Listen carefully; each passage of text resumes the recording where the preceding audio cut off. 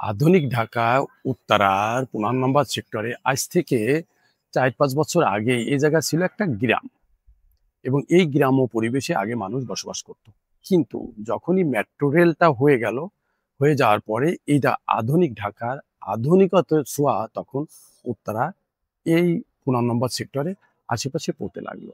এই প্রাইম লোকেশনে সুন্দর পরিবেশে উক্ত জায়গাটা। আর যদি আমি কমিউনিকেশনের কথা বলি তাহলে একেবারে ২ মিনিটের পথ মেট্রো স্টেশন এবং মেট্রো রেলে করে ঢাকা শহরে খুব অল্প সময়ের ভিতরে যেকোনো লোকেশনে আমরা চলে যেতে পারি। তাই লোকেশনটা অনেক ভালো। আর স্কুল, কলেজ, হসপিটাল সন্নিকটে। বসবাসের জন্য এবং সকালবেলায় ঘোরাফেরার জন্য খুব মনোরম পরিবেশে আধুনিক ঢাকার ভিতরে গ্রাম্য পরিবেশে আবহাওয়ার দিক থেকে খুব সুন্দর একটা পরিবেশ। বাচ্চা-কাচ্চাদেরকে নিয়ে সকালবেলায় যদি ঘোরাফেরা করি, তাহলে বিকালবেলায় আড্ডা দেই, তাহলে পাশেই সমস্ত সুন্দর খেলার মাঠ।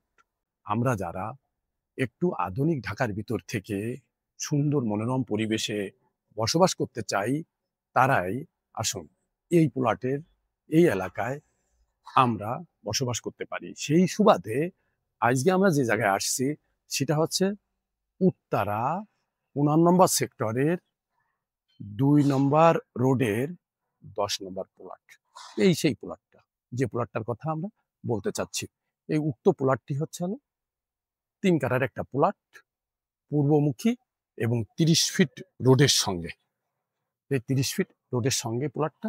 প্লটটার মূল্য ৪,৩০,০০,০০০ টাকা। এখন এখানে এই প্লটটা হচ্ছে হলো রাজকের প্লট।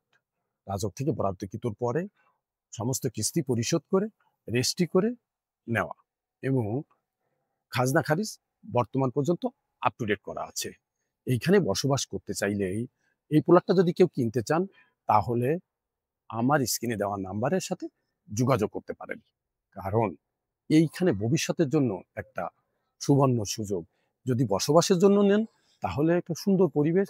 যদি মনে করেন না ব্যবসায়ী সোপাল হিসেবে ইনভেস্ট করতে চাচ্ছেন, এটা একটা সিকিউরিটি ইনভেস্টর, যে ইনভেস্টে কখনো মার খাওয়ার সম্ভাবনা নাই। এই সম্প্রীতি বাংলাদেশ আপনাদের পাশেই আছে।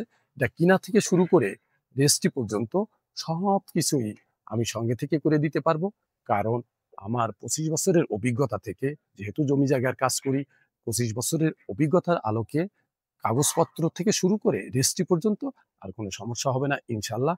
আপনারা ভালো থাকবেন। আবারও দেখা হবে আপনাদের সঙ্গে এই সম্প্রীতি বাংলাদেশের অন্য কোনো একটা প্লট নিয়ে।